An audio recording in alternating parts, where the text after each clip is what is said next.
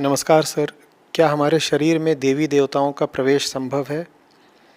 जैसे अक्सर कहा जाता है कि शरीर में माता आ गई और जिनके शरीर में आई उनके हाव भाव बदल गए। यह सच्चाई है, कोई मानसिक भ्रम, अंधविश्वास या कुछ और? देखो, शरीर भौतिक है तो शरीर में तो भौतिक चीज़ें ही प्रवेश लेंगी ना। बहुत सीधा सिद्धांत है। शरीर क्या है? भौतिक पदार्थ है, मटेरियल है ना शरीर।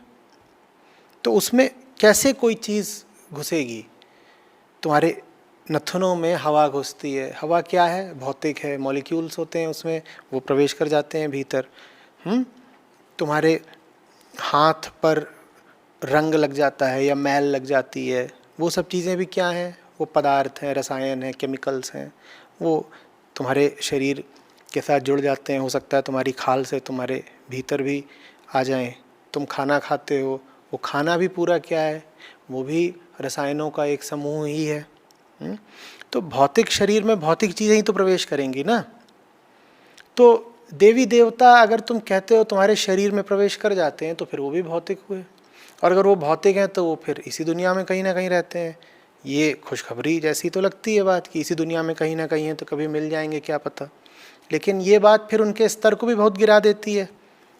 देवी देवता तो आदर के पात्र हैं ना, तुम क्यों उनका स्तर गिराना चाहते हो? क्योंकि जो कुछ भी इस दुनिया का है वो तो इस दुनिया के दोषों से युक्त होगा ना। जो भी इस दुनिया का है वो तो फिर कभी जन्मेगा, जिएगा, बीमार पड़ेगा, बूढ़ा होगा और मर भी जाएगा। लेकिन हम तो अपने देवी देवताओं को जिस रूप में चित्रित करते हैं, जैसे उनकी मूर्तियां होती हैं, क्या तुमने उनकी उम्र को कभी बढ़ते घटते देखा है?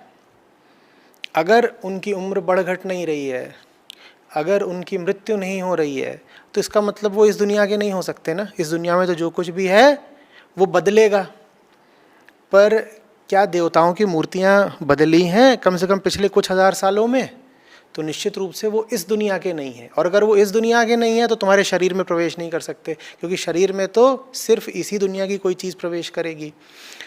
कोई चीज़ कहीं और से आकर के तुम्हारे शरीर में प्रवेश करती हो तो समझ लो वो चीज़ भी जहाँ से आ रही है वो दुनिया भी इसी दुनिया का हिस्सा है। भाई ऐसे समझो, जैसे पृथ्वी है, इस पृथ्वी पर कभी कभी बाहर से आकर के बड़े बड़े पत्थर गिरते हैं, एस्टेरॉइड्स, समझ रहे हो?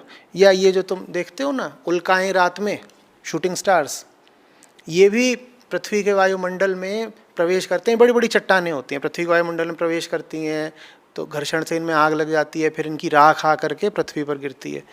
तो तुम कह सकते हो कि पृथ्वी पर देखो बाहर से कोई चीज़ आ गई है ना, और उनमें हो सकता है कई बार ऐसे भी एलिमेंट्स हों जो पृथ्वी पर पाए नहीं जाते। जानते हो, ऐसा नहीं है कि जितने एलिमेंट्स, जितने तत्व तुम्हारे केमिस्ट्री में पीरियोडिक टेबल में होते हैं दुनिया में उतने ही होने संभव है, और भी हो सकते हैं, लेकिन वो पृथ्वी पर नहीं पाए जाते। लेकिन वो अंतरिक्ष में और जगहों पर होते हैं। कई बार ऐसा होता है कि बाहर से कोई चट्टान आई, पृथ्वी पर गिरी और फिर वहाँ थोड़ी सी मात्रा में एक नया एलिमेंट ही मिल गया, ऐसा भी होता है। लेकिन क्या इसका मतलब ये है कि वो चट्टान जहाँ से आ रही है दूसरी दुनिया है? वो भी इसी दुनिया का तो हिस्सा है। समझ में आ रही है बात? भले ही तुम उससे परिचित नहीं थे, पर वो थी तो यही दुनिया ना, वो कोई दूसरी दुनिया तो नहीं हो गई। तो माने जो भी कुछ तुम्हारे जीवन में प्रवेश कर सकता है, तुम्हारे शरीर में प्रवेश कर सकता है, तुम्हारी दुनिया में प्रवेश कर सकता है, वो इसी दुनिया का हिस्सा है। कोई दूसरी दुनिया है ही नहीं। एक ही दुनिया है जिसको कहते हैं मानसिक दुनिया। उसको मानसिक दुनिया क्यों कहते हैं? क्योंकि मन उसकी जांच पड़ताल कर सकता है, मन उसके बारे में सोच सकता है, मन उसका संज्ञान ले सकता है, मन उसकी तरफ बढ़ सकता है। दुनिया की परिभाषा ही क्या है? जिसकी मन कल्पना कर सके वो दुनिया। मन जिसकी कल्पना कर सके वो दुनिया। तो अलग अलग दुनिया नहीं हो सकती, एक ही दुनिया है, क्योंकि कल्पना करने वाला मन तो एक ही है ना। मन अगर कल्पना कर रहा है तो जिसकी कल्पना कर रहा है मन, वो चीज़ दुनिया की हो गई, दुनियावी हो गई। समझ में आ रही बात? और मन जिसकी कल्पना कर रहा है, सिर्फ वही चीज़ तुम्हारे शरीर में, जीवन में आ सकती है।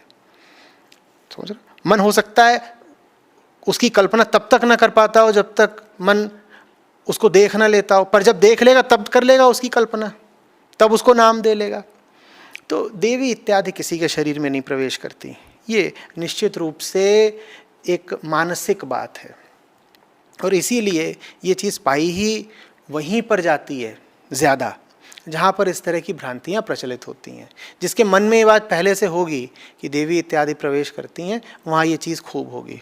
पुराने आदिवासी कबीलों में चले जाओ, वहाँ नियमित रूप से ऐसा होता है कि किसी पर कोई आकर के पुरखा सवार हो गया, या किसी पर आकर के कुल देवता सवार हो गया। और दूसरे तरीके के समाज हैं, वहाँ चले जाओ, वहाँ ऐसा बिल्कुल नहीं होगा। तुम किसी स्कैंडिनेवियन देश में चले जाओ, जो शिक्षा में बहुत उन्नत हैं, जहाँ वैज्ञानिक सोच बड़ी गहरी है, वहाँ तुम नहीं पाओगे कि किसी पर भी कोई पुरखा या कोई मृतक या कोई देवी इत्यादि आकर के सवार हो रही है। तो ये बातें मन की हैं, जो मानता है उसको होती हैं, जो नहीं मानता उसको नहीं होंगी। मानने के कारण ही होती हैं। इनका कारण ये नहीं है कि बाहर कोई घूम रही थी रूह वगैरह या देवी वगैरह जो भीतर प्रवेश कर गई। इसका कारण ये है कि तुम ऐसा मान रहे थे, इसलिए तुम्हें ऐसा लग रहा है। तुम मानना छोड़ दो, लगना बंद हो जाएगा। ये जीवन का बड़ा महत्वपूर्ण नियम है, आप सब समझ लें।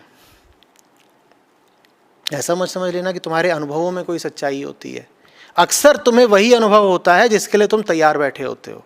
जिस चीज़ को तुम माने ही बैठे हो कि ऐसा है, वो चीज़ तुम्हें लगने भी लगती है कि हो गई। तो इसीलिए बहुत सावधान रहा करो अपनी मान्यताओं को लेकर के। जिस चीज़ को लेकर के तुम बहुत आश्वस्त हो जाओगे, वो चीज़ तुम्हारी ज़िंदगी में प्रवेश भी कर जाएगी। तुम दिन रात अपने आप को यही बताओ कि फलानी चीज़ है मेरे साथ, फलानी चीज़ है मेरे साथ, वो चीज़ तुम पाओगे कि तुम्हें होने भी लग जाएगी। वो चीज़ वास्तव में नहीं हुई है, पर तुम्हारा अनुभव ऐसा होने लग जाएगा। इसीलिए तो अनुभव सब झूठ होते हैं ना। इसीलिए बोधवान आदमी कभी अनुभवों को बहुत गंभीरता से नहीं लेता। उसे पता है कि ये जो अनुभव करने वाला है, अनुभोक्ता मन, ये अपने ही भ्रमों का खुद ही शिकार रहता है, अपने जाल में खुद ही फंसा रहता है। मैं क्या इस पर यकीन करूं? आ रही बात समझ में?